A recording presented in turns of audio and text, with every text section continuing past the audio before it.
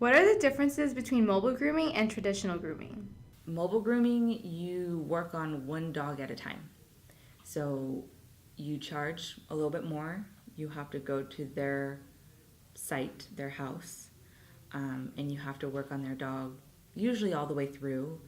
You're in tight quarters, but again, it's a great business that's becoming very popular because you don't have to pay for rent in a grooming salon, but you do have to, of course, pay for your mobile van. And if it's your mobile van, you make all your profit, but then you have to pay for your own bills. Yeah. And you also have to have a good time management. You have to be able to plan how long it's going to take you to complete that specific breed.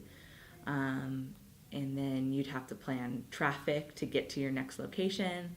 But again, you get to make your own schedule because it's your own van. So if you're able to plan it out properly, you can work on one site, one city, one area, and then the next day work on another area.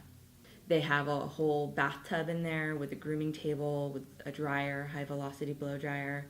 Some of the newer vans come like equipped with like microwaves for the groomers, and so you have your whole office in there, your whole salon just on the go. But then in a grooming salon, the cool thing is you can take in more dogs at once.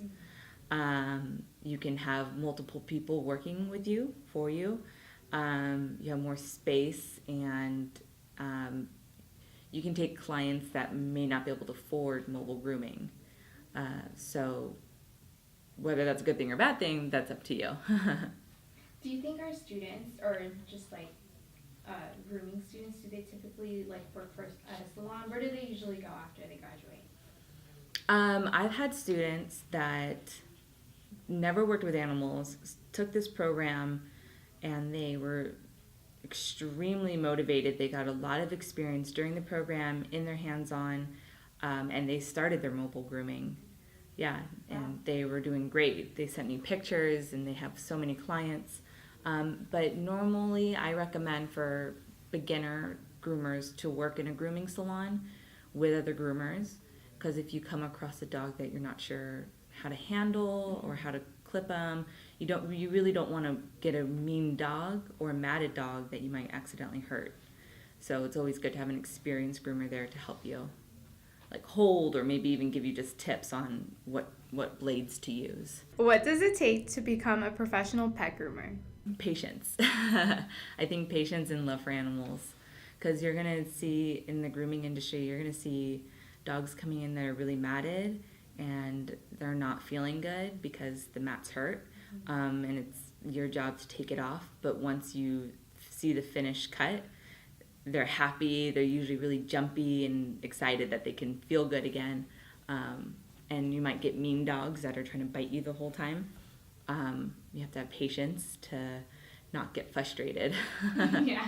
And then also you have to have kind of like a creative side to you, because there are specific haircuts, but owners like to modify them a lot.